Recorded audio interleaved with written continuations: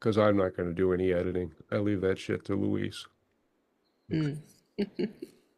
And I could learn. I have stop cut on my computer, but I go through the tutorials and then other stuff comes up and I'll be like, that's the way it's supposed to flow, I guess, because it's not really my intention.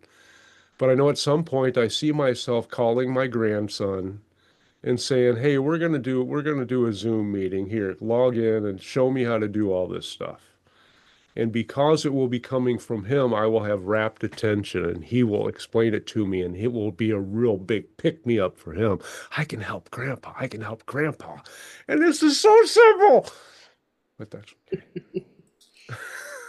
Well, I'm definitely curious. The next time a being says, "Why is she here?" The question I would like to ask is, why do you ask that? What do you know that well, that I don't remember?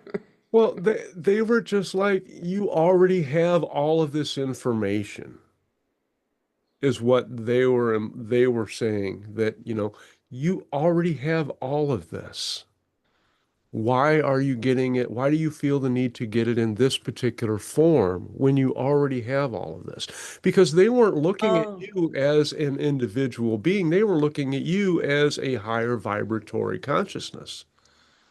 which we all are. I Right. understand what, But yeah. even in that, there are still expressions of realms which, our soul groups may not be aware of. Like Yeah, but oh, go ahead. well, I was just going to say, like, Bashar said there are 167,000 different alien races in the Cosmic Alliance. There are many alliances, and there are an infinite number, billions and billions more that they are even unaware of. But he has only been in connection with 140 different first contacts. So he has never really been in encountering even a fraction of all of those beings. But because they have a combined consciousness, he is aware of all of them. But having that awareness is not the same as the personal encounters, which is one of the things that I have really learned that the hybrid children really differentiate on. Because even though they share everything all the time, unless there's a specific purpose not to, they still have their own particular frequency input and flavoring on each of those because it came through them. So, in my grasping, they could tell you who experienced what amongst hundreds of different hybrid children or other beings, no matter when it was. It's like total recall. And that is just we just don't think like that. We don't even think that stuff is possible. And the stuff about the spider web, holy shit. That was fucking amazing. Oh, I missed that part. Oh, arachnid energy came in. And they said that the spider webs they have different they have different structures that we cannot see that they build. And that they don't catch anything, that those particular insects agree to be part of their process of providing for their young. So they volunteer to go into that because that particular insect has just what that particular spider needs at that particular time.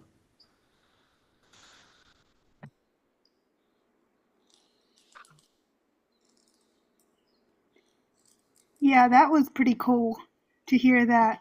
Wow. I mean, there are so many different layers of understanding, even to things that we think are commonplace that we know about. I mean, it's like when I was told that, well, yeah, the prisms, they show all of the light frequencies, 100,000 of them.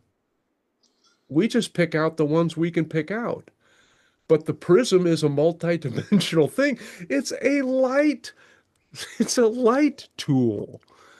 So naturally, it contains the ability for all of the types of light in this particular realm of expression. And I was like, holy shit. I mean, it's like opening up a box of Cracker Jack and it has every possible Cracker Jack prize that's ever been invented inside that one. Only we just get that one prize out of the box. It's like, oh, that's why I love these sessions. Oh my gosh. That's why a lot of people, I've heard a lot of time from people that report having out of body experiences, near death experiences. They talk about the colors being colors they've never seen before. That's because they are not in their physical body looking through these eyes in this realm. They're seeing the other colors that exist. So I always thought that was interesting. And one of the closest things we have to that that we can do is we can look at the different types of lenses that they use Hmm. out in space, where they'll look at a infrared lens or a lens that picks up, I don't know what all the different spectrums are, Yeah. and and looking at the same view and it's different Yeah. from each Infrared, lens. ultraviolet, and then that Yeah. kind of stuff. Yeah, so the colors are And different. So and they mentioned one of them mentioned something about the devices that scientists use pick up much more than what the scientists believe. They have other expressions and they sense other things, but the scientists are only looking for what they think that they can get through that. They mm, don't think to ask it, to show it other bits of information. I'm like, wow. that So makes we can do sense. that with our telescopes and our microscopes and all of that shit. What else, what else are you picking up that I'm not seeing? My gosh, I mean, I'm getting lots of wisdom from rocks and pecans and all kinds of stuff. There's no end to the number of, I mean, everything is conscious. It all wants to connect. And if you're attracted to it, if you get a second glance, then that's your cue. Say, hey, I love you. I am open. What do you have for me? And just do that. Like, wow. And that and to think that we signed up for this because 100 years ago, I mean, you'd have to be pretty damn highly developed and spiritual to even have access to this type of information, let alone to be able to, take action upon it. And none of it has ever been lost. It's all been carefully threaded through humanity because there have been beings amongst us since the world was birthed, as the ancestor grandmothers et al. Are fond of saying. I love that too.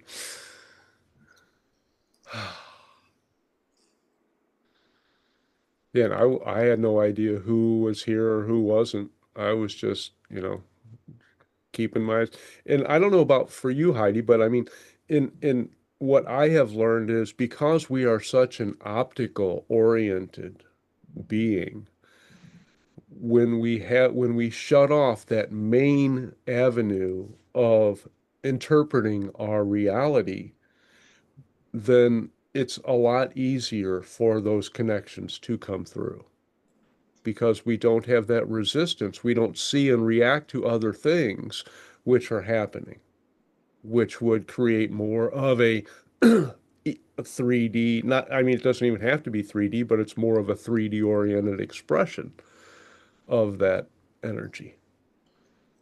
I find that interesting too, because Once it comes into your awareness, you mean? Like yeah, once you become aware of it, then it's easier to experience it.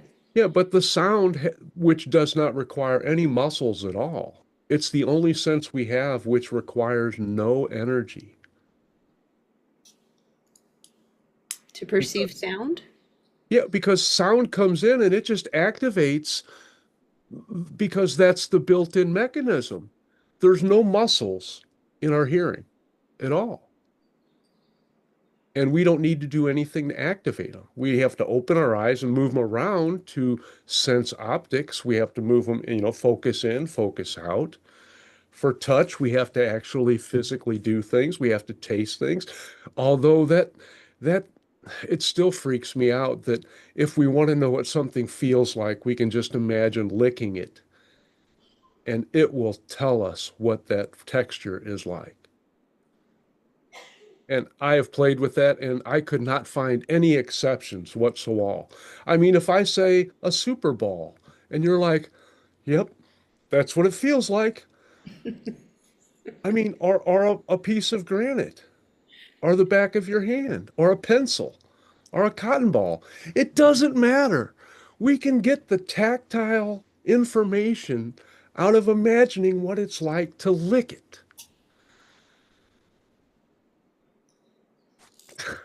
I never thought of that. I know, isn't that amazing? But we can't remember tastes.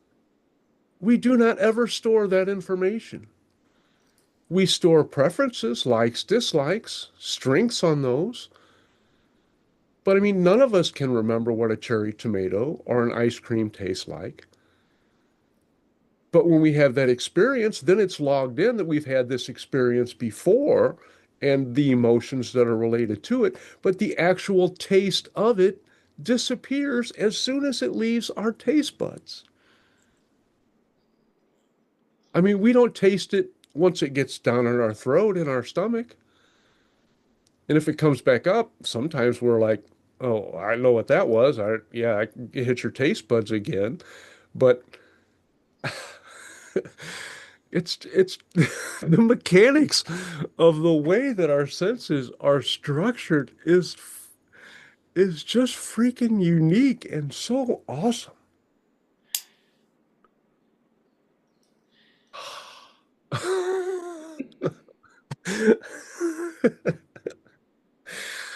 And we're remembering more of ourselves, right? Because we already know all of this on some level. I feel like someone's coming in just to listen. Like, what are you laughing about? What's happening?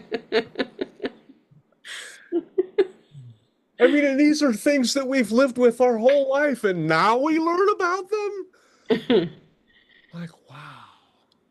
It's funny. And there are all kinds of beings that are still around that are, they're all observing all of this stuff. And some of it directly, most of them not. But they share everything. And that's one of the things that I don't think humans understand. That every time we attend a channeling session, there are maybe a billion beings that have access to those events. Mm. And no matter what we do, as soon as we leave this form and go back to our spirit form, everything in that life is available to everybody all the time. But they have to want to look. I mean, if you think about it, there's more longer, there's bigger numbers with more digits than what we can ever imagine for possibilities. So you have to be willing to, it's not even spending the time. I can't even phrase it. And the one being that came in was vibrating so high. They're like, you guys can't even see yourselves blinking on and off. And you're off more than you're on. And you still can't do it. And they were like, we could read a book and have a good meal in between your moments. Mm. And that's why, I asked that question when Serge and Chris brought Chris in. I'm like, can some beings really, in one glimpse, one little entrance into our reality, grasp our entire lives and all of their manifestations and all of their timelines in full? And he said, yeah. I mean, faster than we could blink an eye, they have our entire history and all of our timelines and all of our manifestations recorded. All of it in great detail. It's like, no wonder it's like sometimes we feel like we're sluggish. We're one of the slowest damn things in the entire arc of creation. By design, though, that's why I we're know. It's here. marvelous. Yes. I mean, I'm not complaining, but it's just I'm getting more of the relevancy of Mm. just the enormity of how things and like um in one of the books I read by Ramon Stevens, the Alexander books. He had three books where an entity named Alexander came through. He was sitting down on his typewriter and he woke up and he was like, "Oh my God, it's been 3 hours." And entity's like, "Yeah, but look what you did." He's like, "Holy shit." And then he would go through and he would spend several hours every day and the entity would do that. And then the next morning they would go over it. And he said they used to argue all the time because about the phrasing. He says, no, this phrasing has to be this way for a particular reason. He said, but it doesn't make sense. It's not going to convey what you want it to do. And he's like, he just mentions, I thought that was unique too. But he talks about source has a primal pulse. And Mm. that pulse is indicative in everything because there's nothing else. It's all a part of source. So source has to have that connection to everything because otherwise it wouldn't be in existence. And that primal pulse, you can't even say that it vibrates fast. Oh yeah, one of the beings was thought it was hilarious that we use 3D terms to talk about things which have no form. And I agree, it's a paradox. I mean, we struggle with that one too. Higher and lower realms. They're all just blended. Like the Usol said before. You take all the dimensions, you throw them in the blender, and let's see if you can pick them out. They said, there are other ways, other beings can do that, but you guys are thinking about it like it is on an elevator, and it's not like that at all. I mean, for crying out loud, we don't, even though we know that all of this stuff is our own energy and it's inside our soul, we still, our orientation and properly so, does not allow us to keep that conceptualization while we go through our days at all the time. There's so much stuff that we know that we don't carry around with us. I mean, because it interferes with our exploration and our expansion of our now moments. And that in itself is amazing.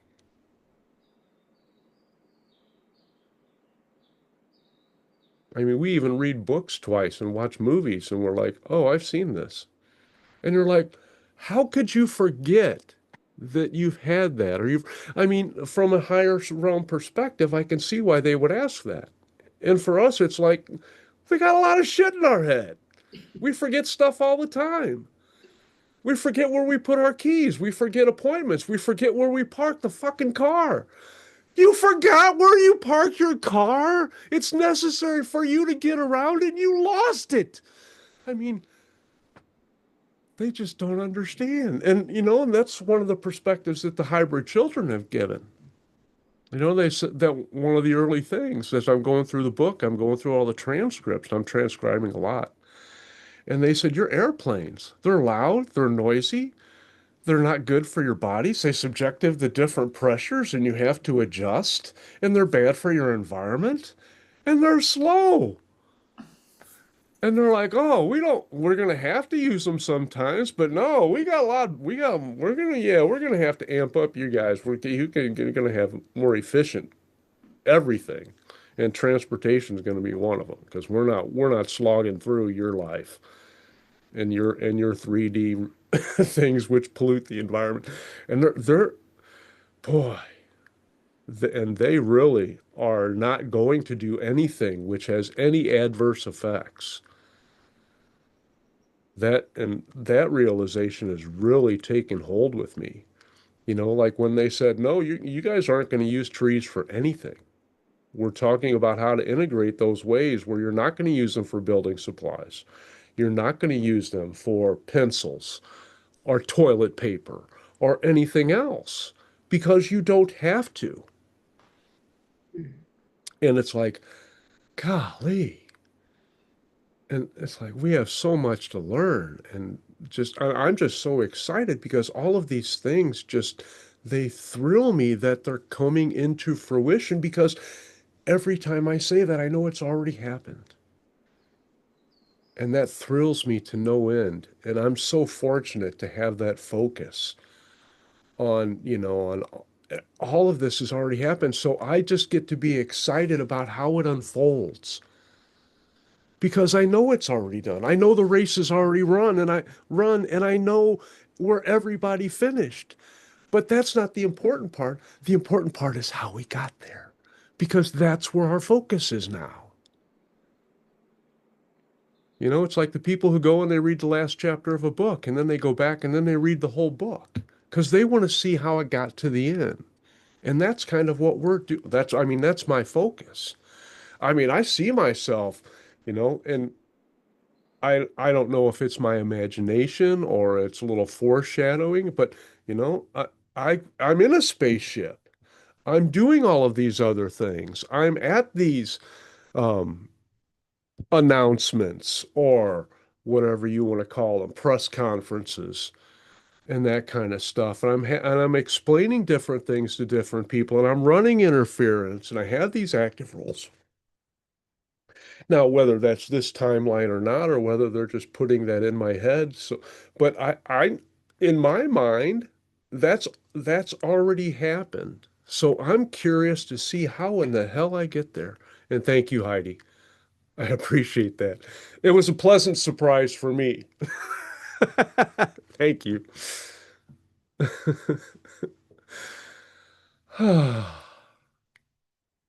Yes, and thank you for the reminder on the water. They said juice too.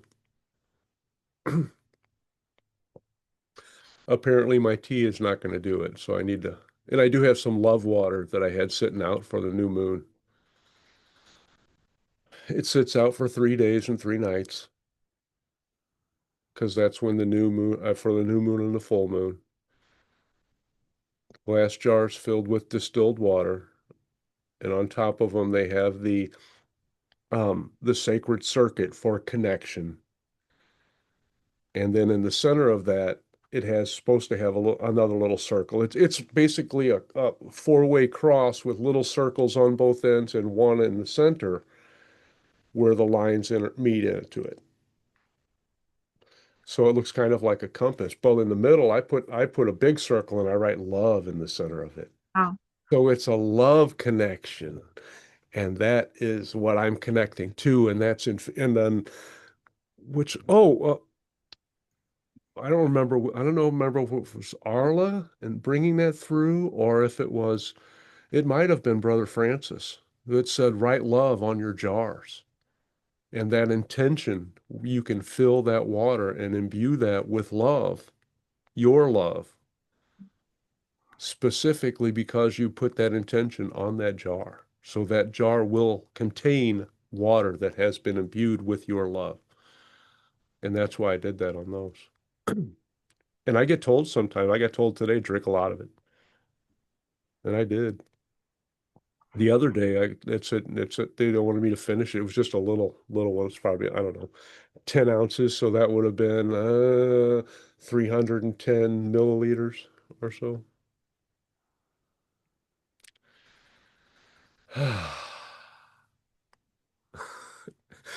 Anything else, ladies? Well, I've just been thinking about a an experience I had the other day. Um, the same day that Jennifer connected with the hybrid Danielle, Uh-huh.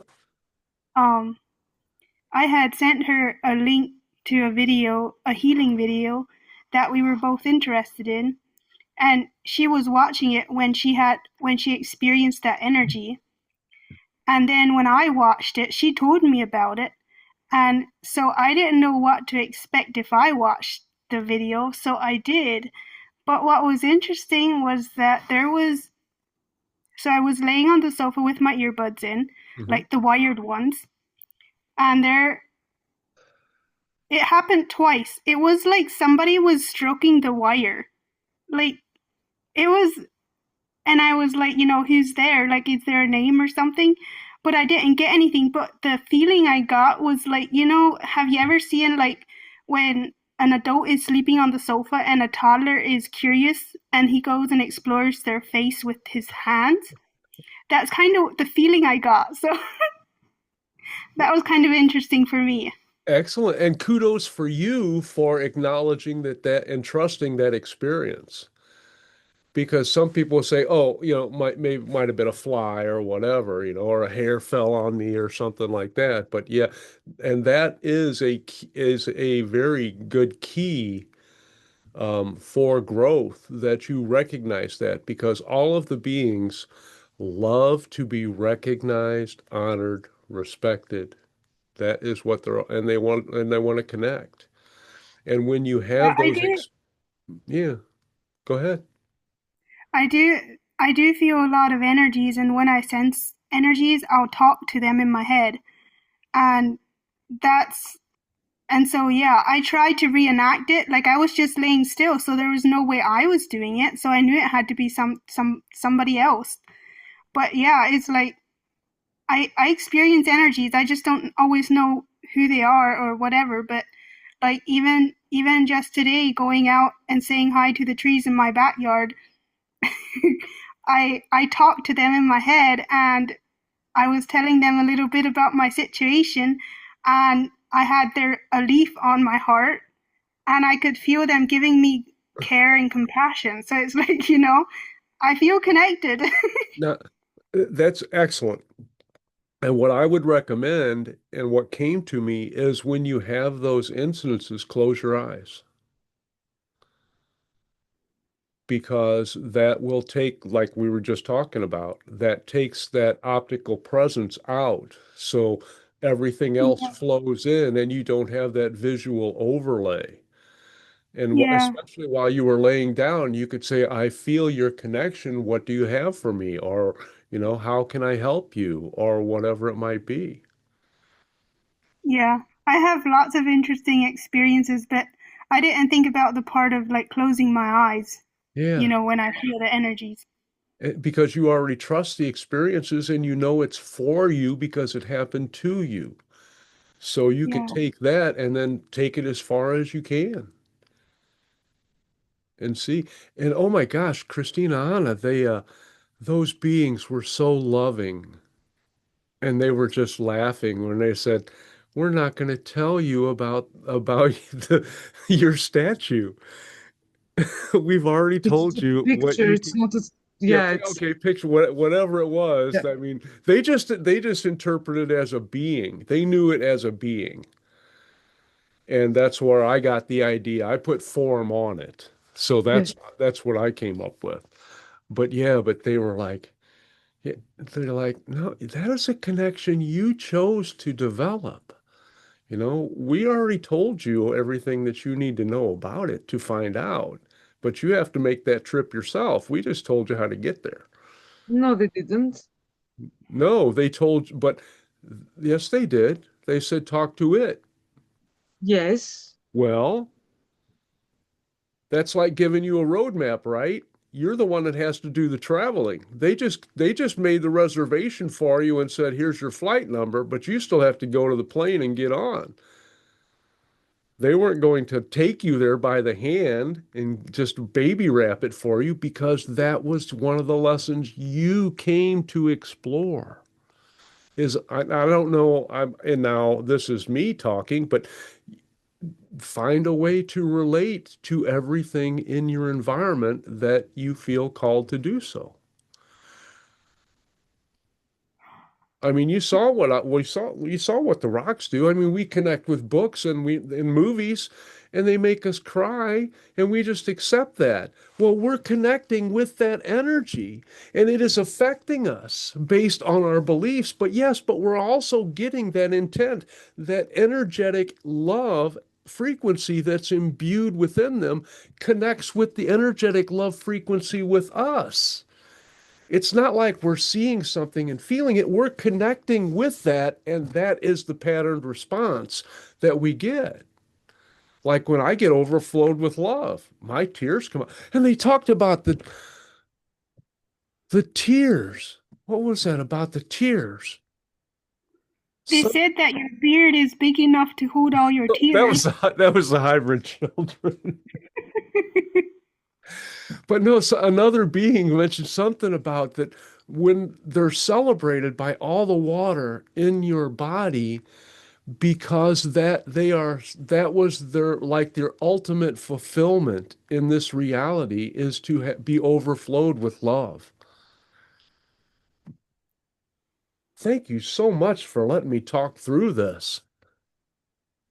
Amazing. I love it. I love you guys too. Oh my gosh, this is just being so part of this is just freaking amazing. And so many beings. And it makes me kind of wonder about which ones that didn't get to come through. I I know that one that was we are not a good fit and rock my world. I don't think they'll be back. But yeah, that was not a whole lot of fun on my end, but I'm always safe. And that they mentioned something about the one about how compassionate you were all because you all had thoughts about how I was doing when Mm. you see me flashing, thrashing around like that. And they were like, "Oh my gosh, it is so touching." And I don't know how they expressed it, but they were just gushing about how open-hearted and benevolent you guys are. I mean, I don't know who was still here then, but it's like, so kudos to you guys, and then because they're like, no, he signed up for this. We're not going to hurt him. He knows it's okay. And they're like, but they know that and they still get concerned. Like, wow. Amazing. Oh.